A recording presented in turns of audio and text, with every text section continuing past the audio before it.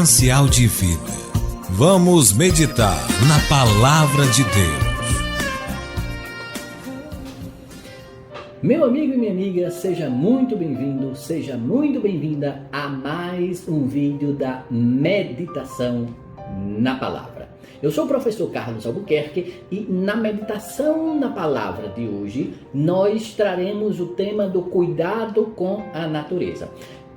Na meditação na Palavra nós trazemos para conversar com você um tema que seja normalmente discutido dentro das igrejas ou mesmo na sociedade, um tema de ética ou um tema de comportamento humano, e trazemos aqui para conversarmos eu e você à luz da Palavra de Deus.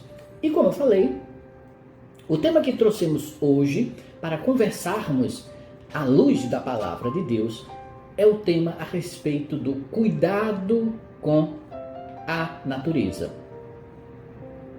A pergunta é: devemos ter cuidado e até que ponto é válido cuidar, preservar a natureza? Ou devemos sim explorar a natureza para o nosso bem, para o bem do progresso, do desenvolvimento de tecnologias?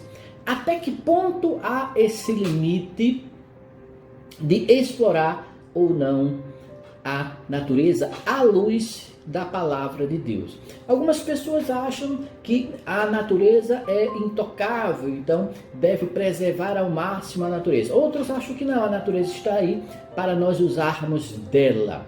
O que diz a Palavra de Deus, o que pode nos indicar a Palavra de Deus a esse respeito? Bom, para entendermos um pouco a esse respeito, o que o Senhor nos diz com relação ao cuidado da natureza, precisamos entender que, assim como o homem, o ser humano, a natureza também faz parte da criação, também é criação de Deus. E como tal, eu quero que você, se você tiver com a sua Bíblia aí aberta, eu peço que você abra no livro de Gênesis, lá o primeiro livro da Bíblia, quando há o relato da criação.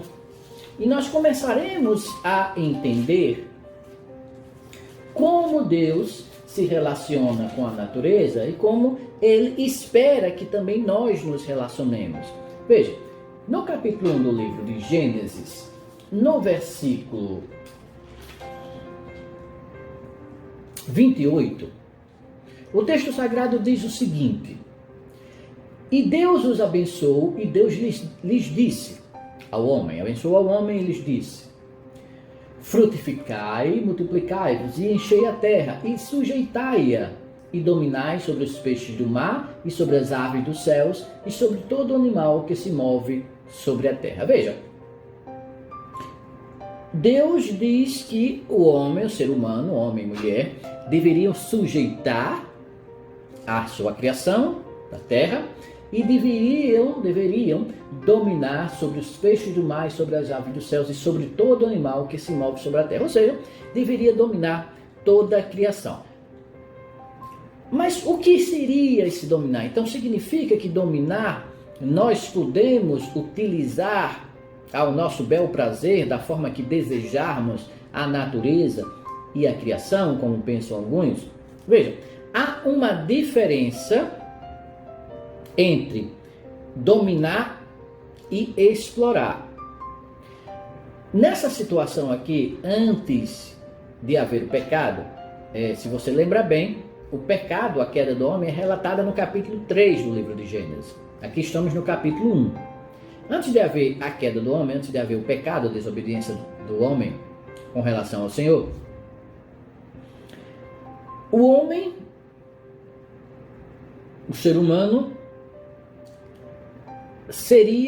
teria a responsabilidade de dominar a criação. E nós veremos, por exemplo, no capítulo 2, eu peço que você vá um pouquinho mais para frente, no capítulo 2, versículo 15, nós vemos: e tornou o Senhor Deus o homem e o pôs no jardim do Éden para o lavrar e o guardar.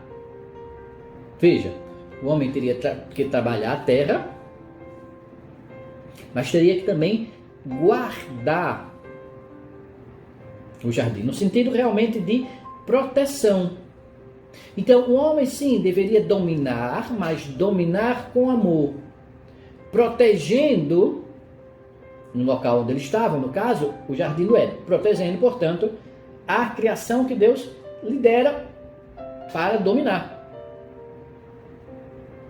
É bom que se lembre que neste período nós vemos em um ponto que Deus passa os animais na frente do homem para que ele nomeie os animais, dê nome aos animais.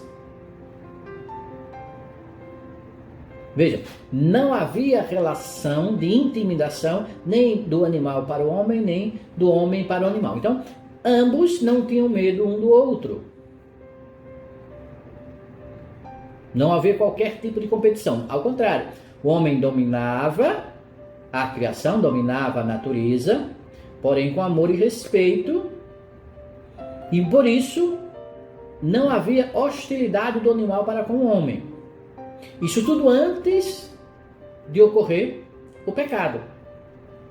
Porém, a situação muda. A situação muda no capítulo 9. Se você andar um pouco aqui na Bíblia, no livro de Gênesis, e for até o capítulo 9 do livro de Gênesis, versículo 2, diz o seguinte: já tinha ocorrido o dilúvio já tinha passado, nós já tínhamos saído da arca, e diz o seguinte: e abençoou, versículo 1, e abençoou Deus Noé e seus filhos e disse-lhes: frutificai e multiplicai-vos e enchei a terra, e será o vosso temor e o vosso pavor sobre todo animal da terra e sobre toda a ave dos céus, tudo que se move sobre a terra e todos os peixes do mar, na vossa mão são entregues. E se vermos o versículo 3, diz ainda: tudo quanto se move, que é vivente, será para o vosso mantimento, tudo vos tenho dado como erva verde. Veja, antes do pecado não havia esse temor não é citado antes da desobediência do homem. E nós falamos aqui já sobre o pecado, e nós sabemos, pela própria descrição do texto sagrado, que com o pecado toda a natureza entrou no processo de degeneração, inclusive o próprio homem. Então, esse processo de degeneração, ele levou o ser humano e essa criação a este ponto. Os animais passaram a ter pavor do homem. E, evidentemente, veja, quando você tem um animal e você provoca pavor, o instinto do animal faz com que ele venha a se defender. Então, o animal passa a ter pavor, e a reação do animal com o pavor é atacar. Ele tem duas opções: fugir ou atacar. Então veja, começou a haver a hostilidade entre os dois, mas isso em virtude do pecado. Então veja, não era a intenção do Senhor que o homem provocasse temor ao animal. Porém, o pecado que o homem veio a cometer fez com que os animais passassem, como nós vimos aqui, a ter temor do homem. E, consequentemente, isso veio a trazer também ao homem temor do animal. Então, veja, no início, antes do pecado, o homem deveria dominar a natureza, mas não impor-lhe pavor. Nós vimos na descrição da criação que não havia pavor entre eles. Porém, após o pecado, passou a haver o pavor entre do animal para o homem e, consequentemente, do homem para o animal. Então, este é o primeiro ponto. Provocar temor na natureza que vem de uma atitude de violência é consequência do pecado, não é desejo de Deus.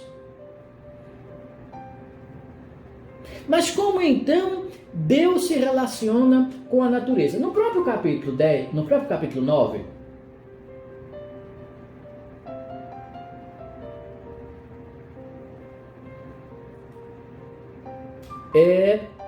Deus demonstra a importância que a própria criação tem para ele.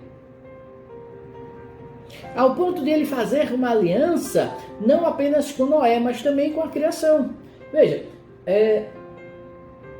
a partir do versículo 8, no próprio capítulo 9, nós vemos: e falou Deus a Noé e a seus filhos com ele, dizendo: e eu, eis que estabeleço o meu concerto convosco, e com a vossa semente depois de vós, e com toda a alma vivente que convosco está, de aves, de reses, de todo animal da terra convosco, desde todos que saíram da arca até todo animal da terra.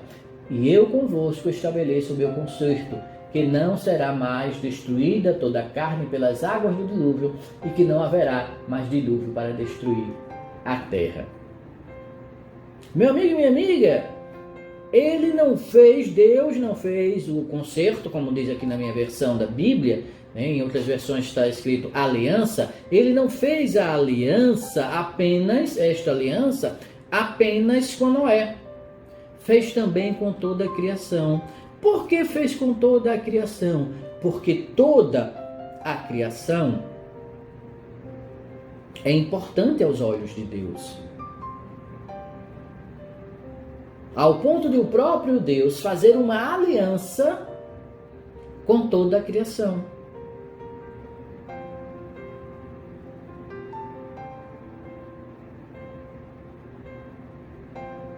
Veja quão é importante aos olhos de Deus a criação. E se é importante aos olhos de Deus, por que não deveria ser importante aos nossos olhos? E quanto a isso, o comportamento que deve ter um homem, um ser humano,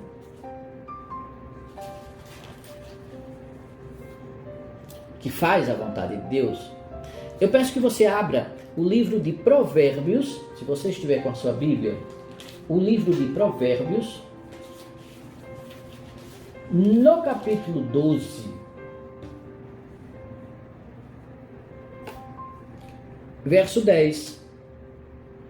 Veja o que diz Provérbios 12, 10. O justo olha pela vida dos seus animais, mas as misericórdias dos ímpios são cruéis.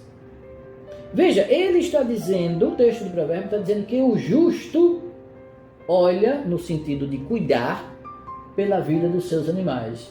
Olha pela vida, cuida da vida dos seus animais. Esse é o justo. Então é evidente que não é vontade do Senhor que o homem explore, danifique, prejudique, destrua a natureza como um todo.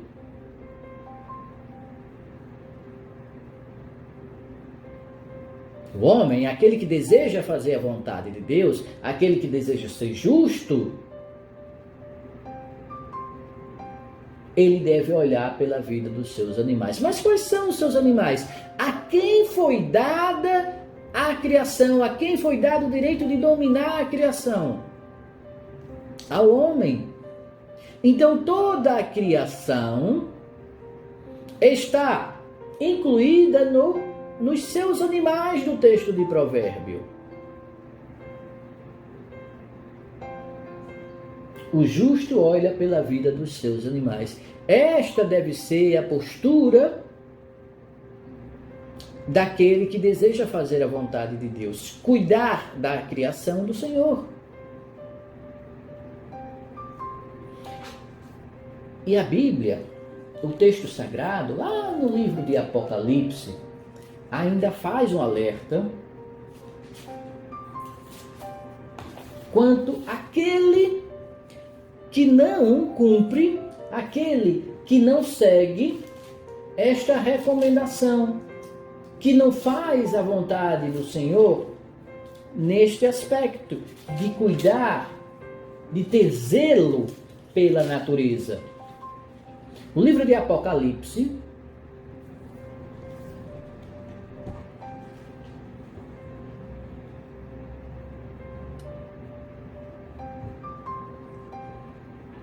no capítulo 11, versículo 18, diz o seguinte: iraram-se as nações e veio a tua ira, e o tempo dos mortos para que sejam julgados, e o tempo de dares o galardão aos profetas, teus servos, e aos santos, e aos que temem o teu nome, a pequenos e a grandes, e o tempo de destruires os que destroem a terra.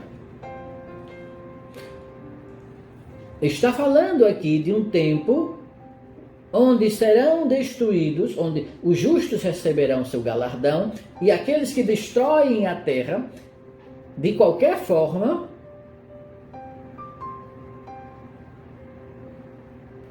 serão destruídos. O que preferimos que aconteça? Qual será a nossa opção? Fazer a vontade de Deus cuidando da sua criação? Ou sermos destruídos naquele dia porque destruímos a terra?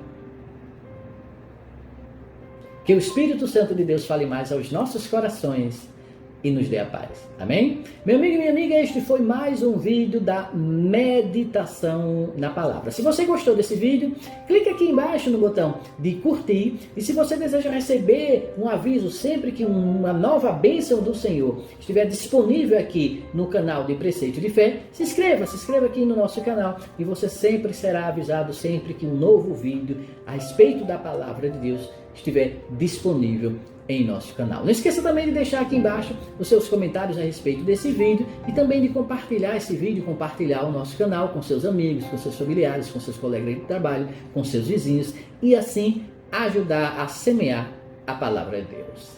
Fique na paz. Um forte abraço.